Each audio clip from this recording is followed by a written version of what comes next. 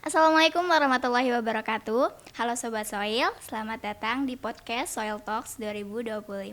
Nah, Soil Talks 2025 kali ini kita akan membahas sebuah tema yang sangat menarik. Terlihat di layar ya, nggak ada tanah, nggak bisa makan. Seberapa penting tanah dalam ketahanan pangan?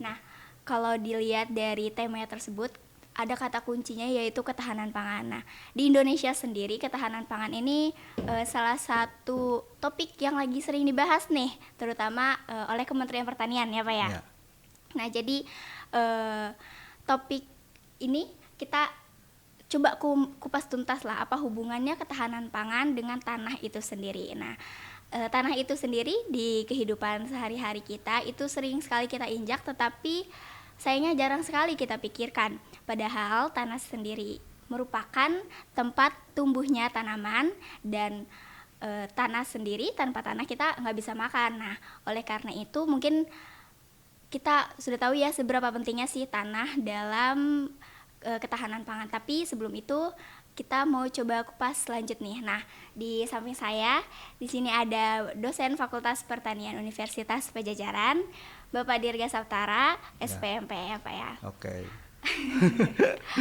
Oke, langsung aja kali ya Pak ya ke ya, oke, pertanyaan pertama. Nah, seperti yang sudah saya mention sebelumnya nih Pak, kita kan ada kaitannya mengenai ketahanan pangan nasional yang seringkali dibahas di Indonesia ya Pak ya, ya, betul. terutama oleh Kementerian Pertanian. Nah, menurut Bapak sendiri nih, bagaimana keterkaitan antara kualitas tanah terhadap ketahanan pangan nasional? Jadi seperti ini, Najwa, ketahanan pangan itu merupakan jantungnya dari sebuah bangsa gitu ya. Jadi kalau misalnya ketahanan pangannya itu terjamin, otomatis warga masyarakatnya juga terjamin akan kebutuhan pangan gitu ya.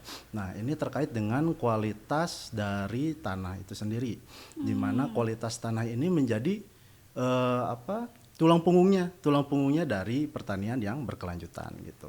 Jadi kalau misalnya kualitas tanah terjamin, otomatis keberlangsungan akan pertanian itu juga akan terus berlanjut seperti itu. Oh gitu.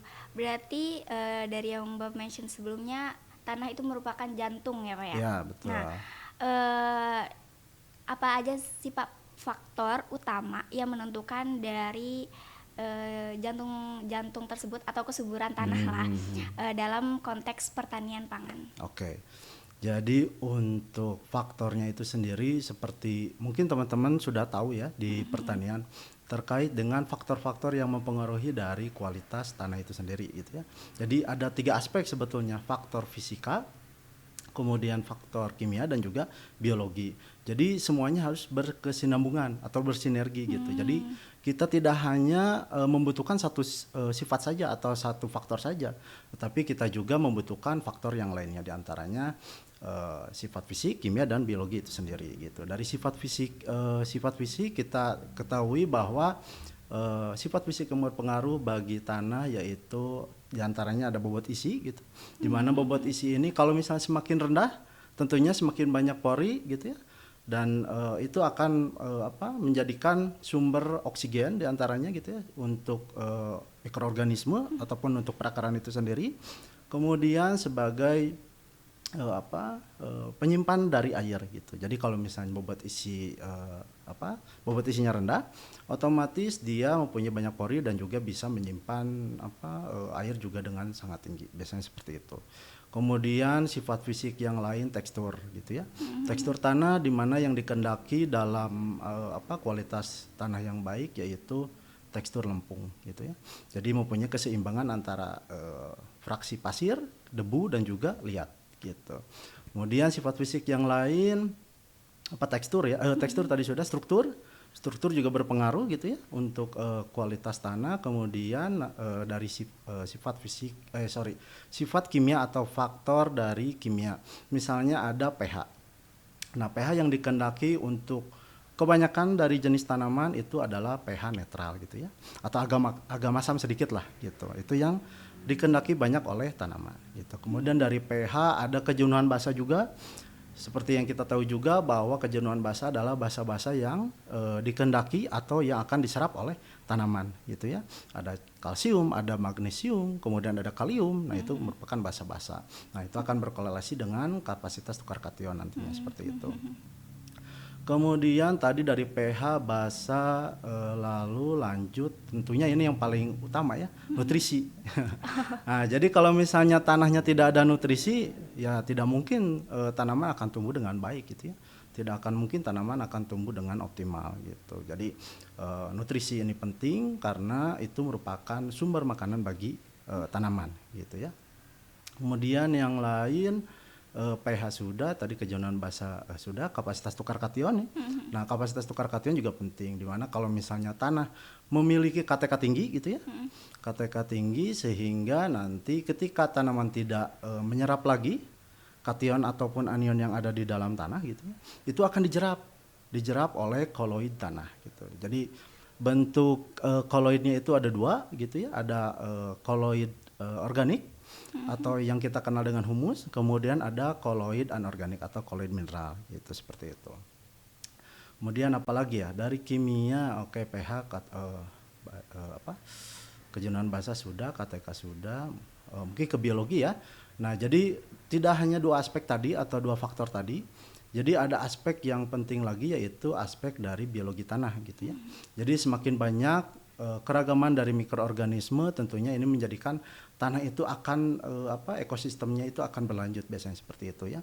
Di mana mikroorganisme ini tidak hanya menyediakan unsur hara secara tidak langsung gitu ya, tetapi ini juga berperan dalam siklus unsur hara. Kemudian ada juga mikroorganisme yang berperan sebagai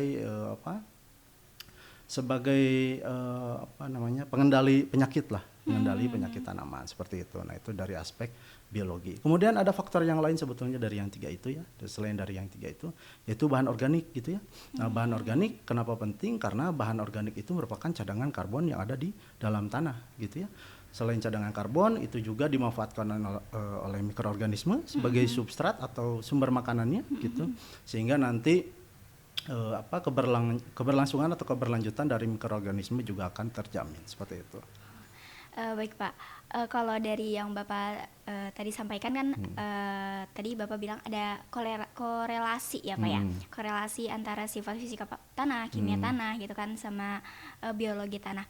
Nah, berarti ketika tadi seperti yang Bapak mention misalnya pH ya Pak, ada pH yang baik itu tanah netral tapi sedikit masam, mungkin sekitar 5,5 ya Pak ya.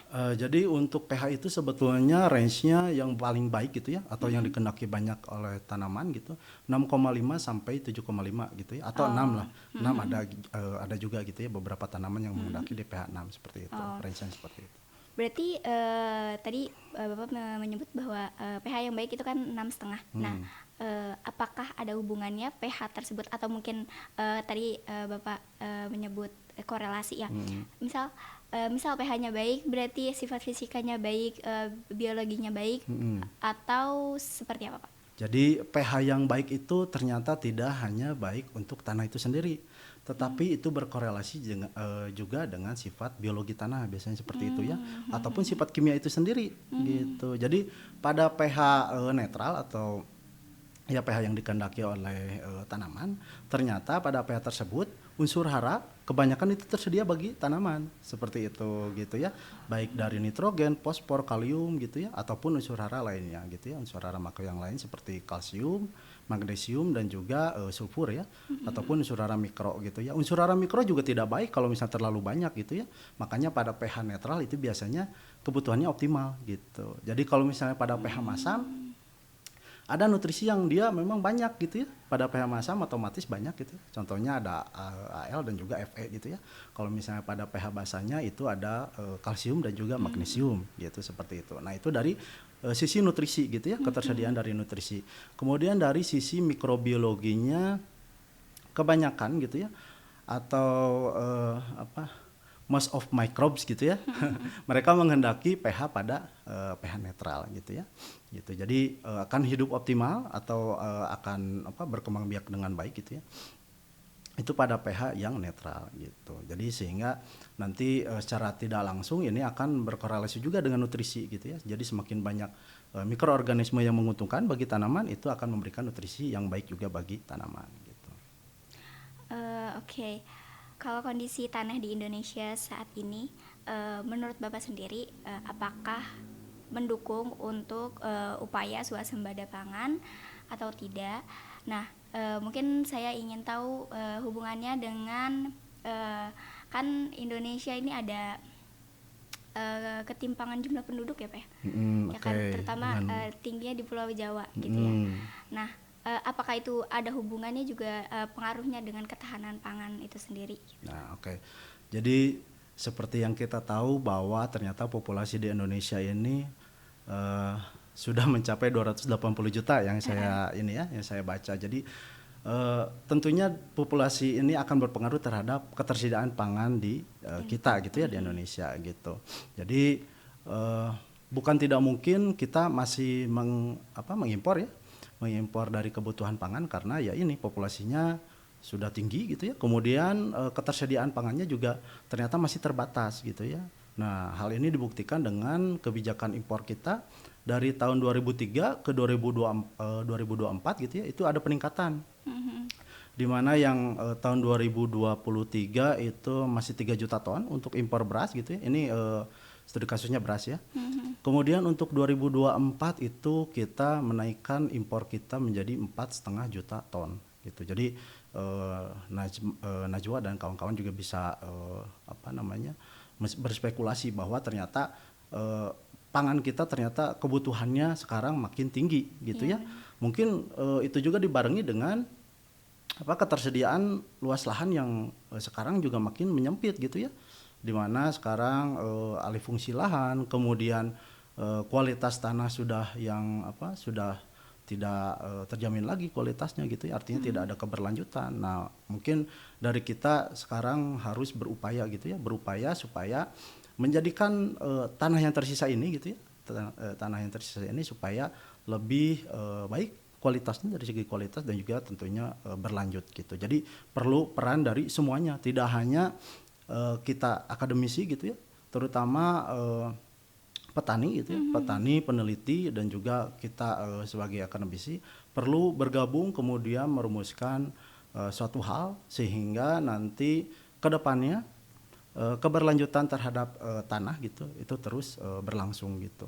Jadi peningkatan peningkatan kualitas panen dan kuantitas panen itu akan terjamin kalau misalnya kita bergabung menjadi satu. Gitu.